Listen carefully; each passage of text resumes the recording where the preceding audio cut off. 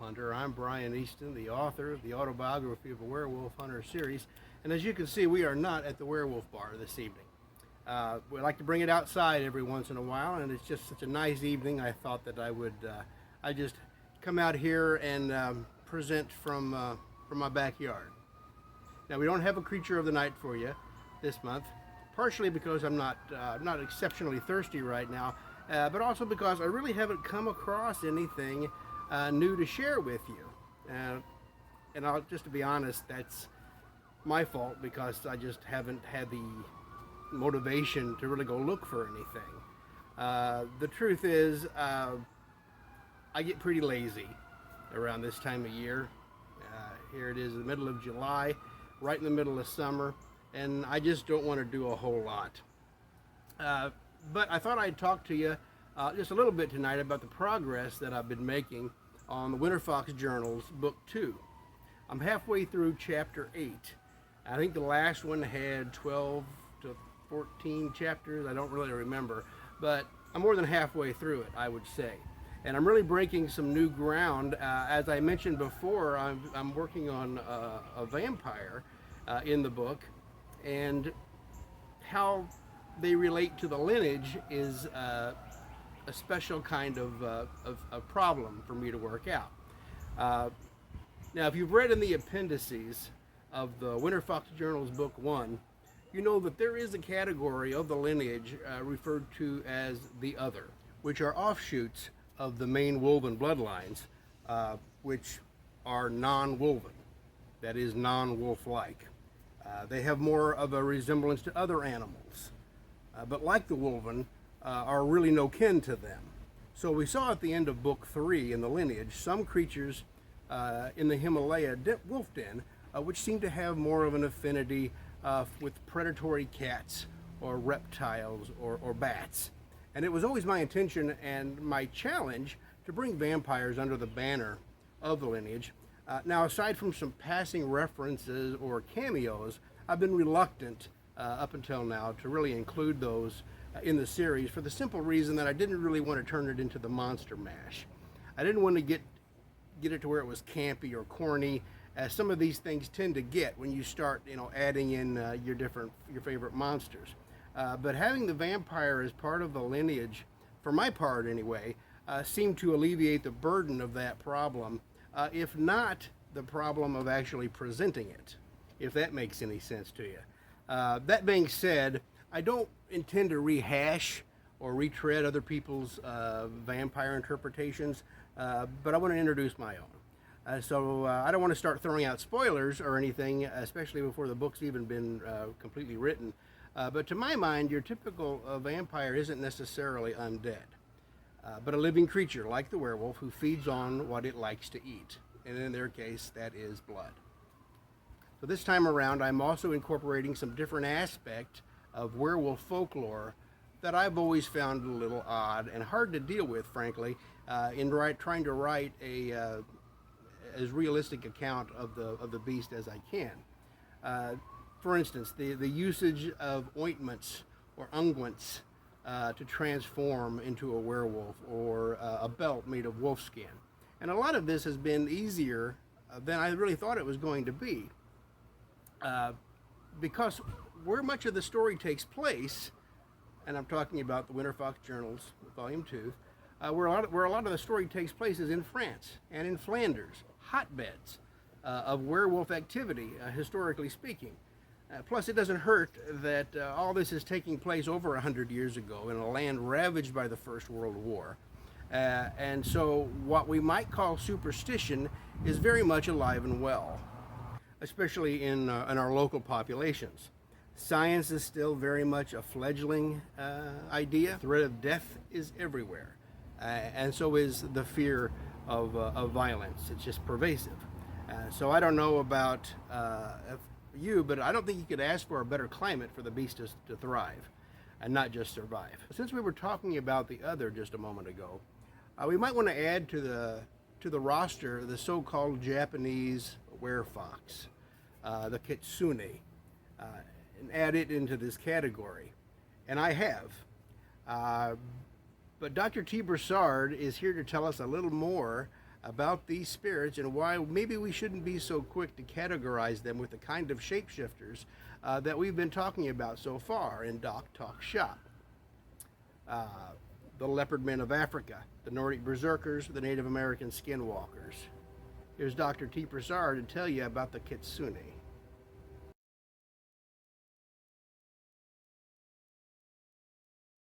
Hello, welcome to Doc Talk Shop as part of Whiskey with the Werewolf Hunter.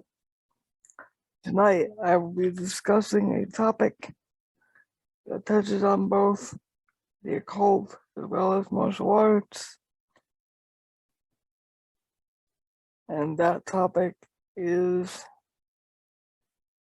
the Kitsune or fox spirit, common to many parts of Asia, but most especially to Japan and China.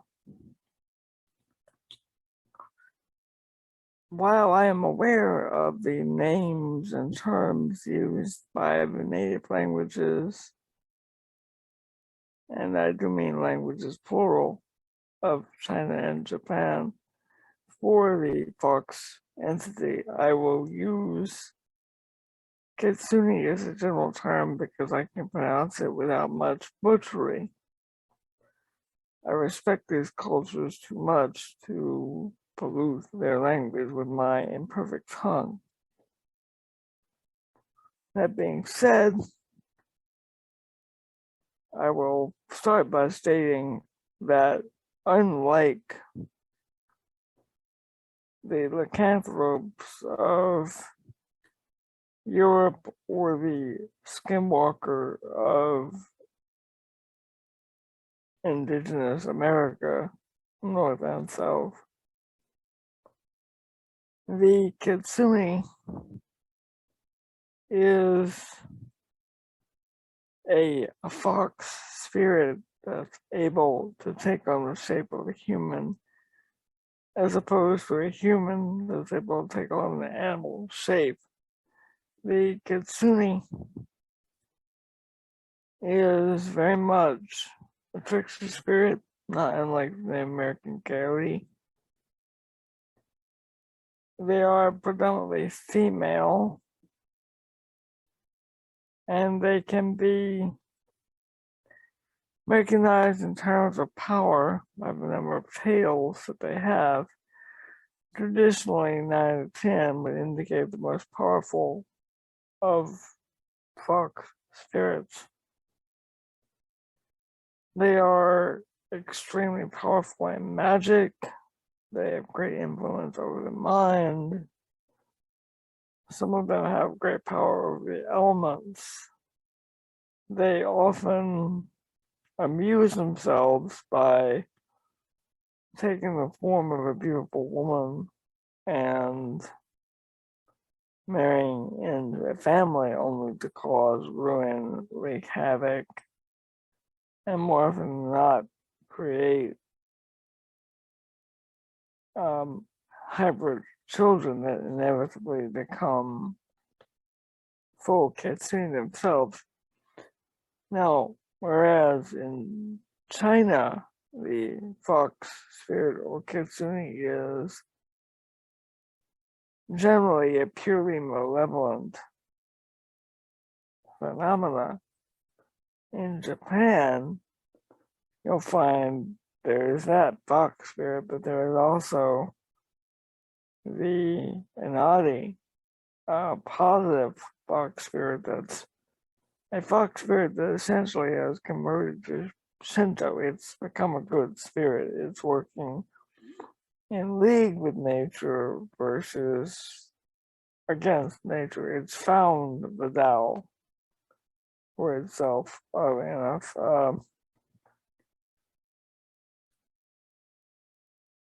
The range of abilities of Kitsune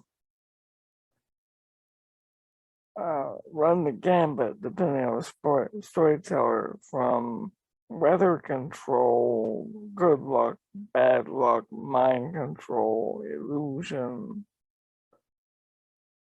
to all sorts of magical things. they are extremely susceptible to magical charms, wards of various kinds. If they are exposed, they will do things like sprout ears. You see this a lot in modern day anime and manga, Japanese comic books. This would indicate a fox or kitsune that's been exposed. Um, Often, if they are made to blink, they will expose themselves. They like to hide.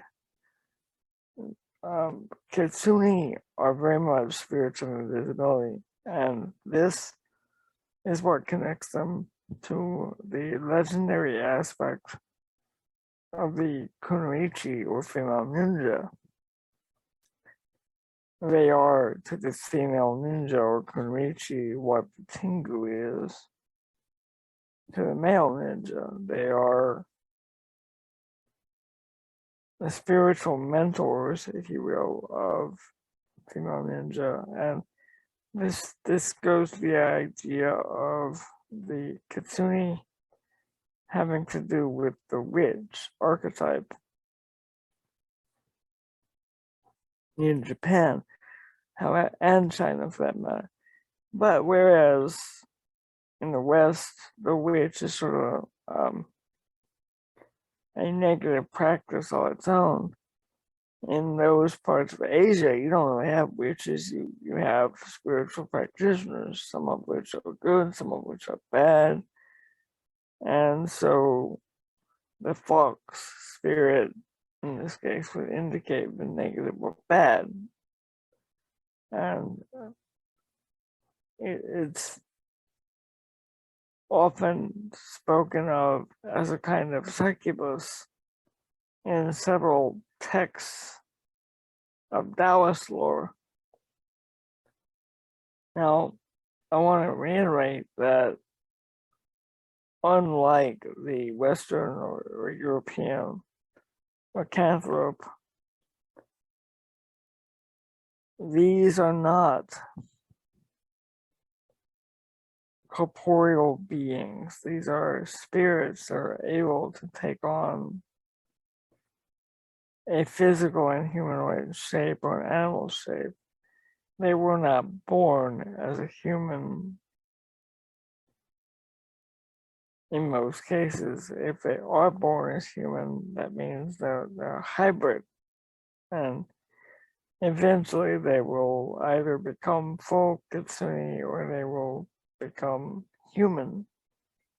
There is no staying in a between place with these beings.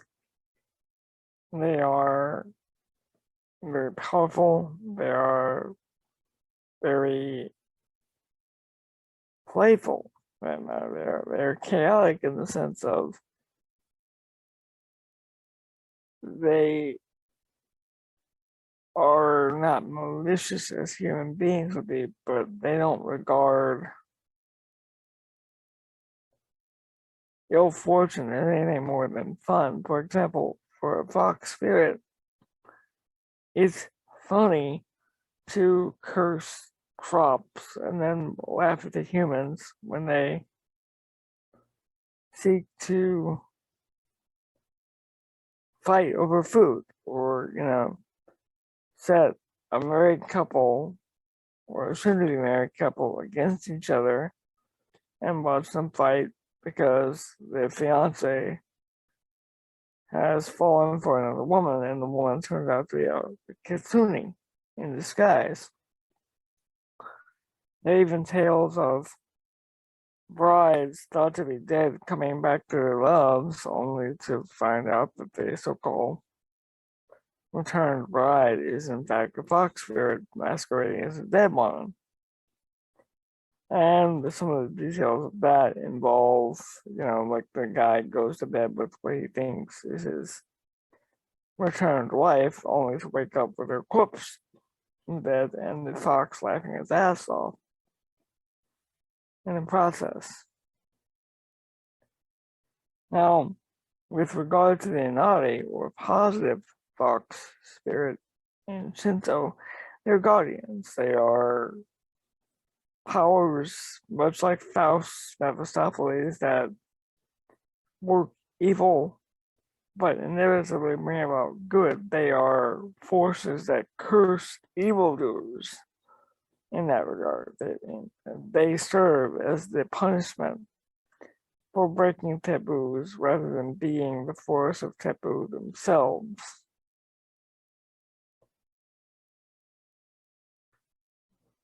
Now, in the practical world of occultism, there are texts that detail how an adept could overcome the fox spirit and thus develop vitality, or in fact invoke a fox spirit to gain occult knowledge at the cost of his virility. Basically, he becomes more yin, in the case of a female, more yang, in order to gain power. But one of the side effects of this process is that the practitioner becomes imbalanced. And that kind of causing imbalance is what makes a fox spirit or kitsune so dangerous. They wreak havoc, but they don't suffer themselves in most cases. For them, being exposed is their great problem. So they feel like as long as they're not exposed, everything else is gravy. Now, interesting side note, in the lore of France, you do find accounts of where foxes, and the behavior is strikingly similar to that of the kitsune.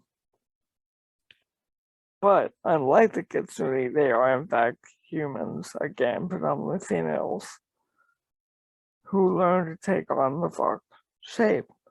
Whereas, as I've said, the kitsune is a fox spirit that learns to take on human shape. So the reversal of transformation process is interesting. It indicates a human-centric worldview versus a naturalistic-centric worldview. Shinto sees humans as part of nature, and Europe sees humans and nature as separate realms. So, yeah. It shows the difference in culture and how that difference affects mythology and thus modern fiction. I am against the current drive that some have to lump everything together and say, well, if it's an animal shapeshifter, it must be like a werewolf. Well, that's not the case. Read any of the accounts and you can see the differences. Kitsune are very magical creatures, whereas in most lycanthropic lore, the only magic involved is that of transformation from man to beast. Now, there are some that want to classify the kitsune as a demon. Well, depends on what kind of kitsune you're talking about. Is it malevolent? Is it benevolent? Is it aligned with Shinto or, the way of nature, or is it aligned with chaos? It's not as cut and dry in the East as it is in the West. So I would recommend any would-be demonologist to go on a case-by-case basis and build their definitions based on observable evidence.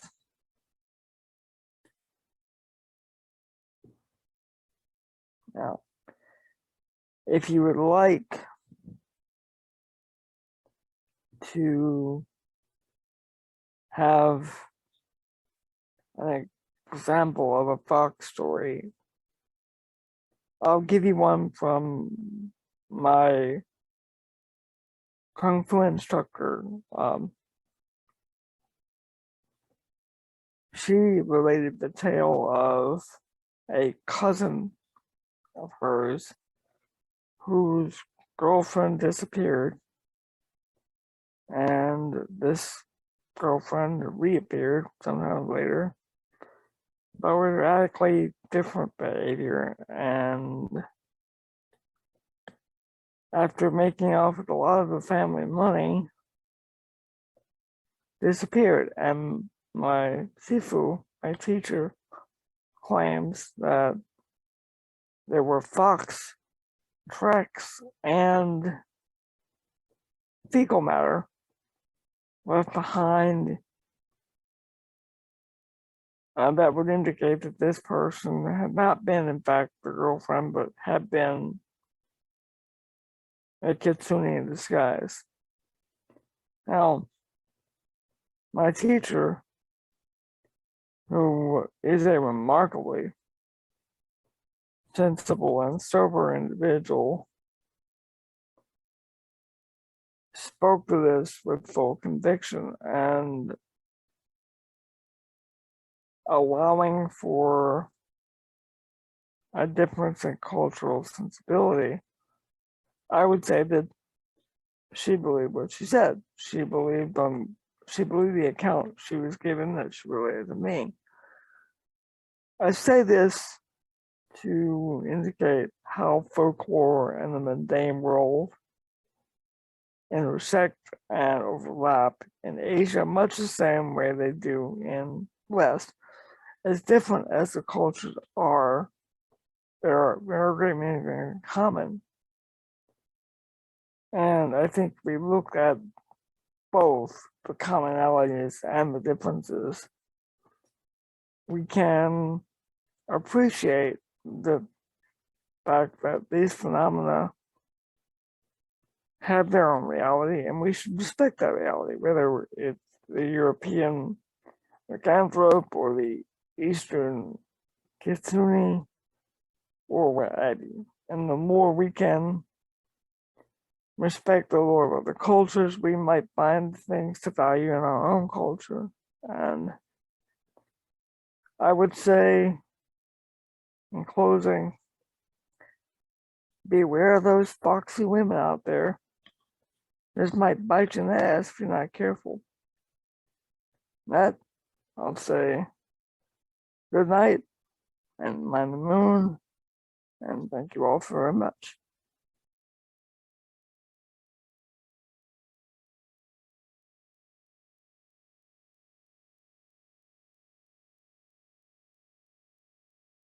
Thanks, Doc. I can't tell you how much I appreciate you sharing your insight and your knowledge with us. I don't know about you, but I've been studying this stuff for over 40 years, and I keep finding something new every time Doc comes up and talks shop with us. So let's keep our Asian connection going this evening a little while longer with Amanda Rogers as she steps back into Book 1 to Indochina and the country of Vietnam for your July segment of Amanda Asks.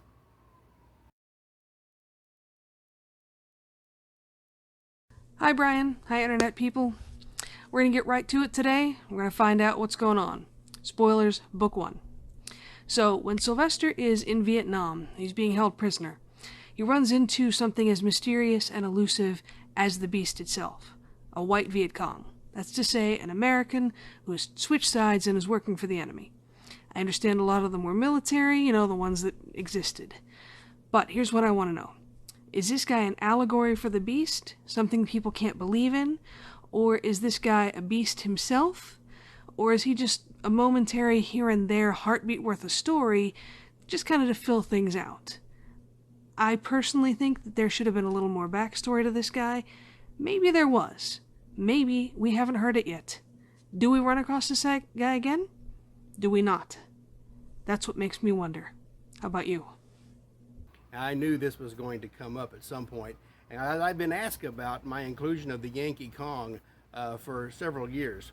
The truth of the matter is, and Amanda shot dead center here. My original intention for the White Kong, or the White VC, was intended as a minor allegory for the beast and how it existed despite what was believed, especially by the higher ups, the powers that be. But I seldom hold myself to my original intent, okay? Because I don't know, and you don't know, how a story or a character is going to develop, and so I have toyed with the idea of letting that Yankee Kong be something else besides a war-appropriate metaphor. Now, I guess time will tell. But thanks for that question, Amanda. We appreciate your inquiring mind. If you have a question for Amanda, send it to her at this email address. She'll be glad to hear from you. Hey, thanks for being with us for a while this evening. You can find us on the web at www.werewolfhunter.com. You can send me an email at brian@werewolfhunter.com. Send me a message. Consider liking and subscribing if you haven't already. And until we belly up to the barn next month, happy hunting and mind the moon.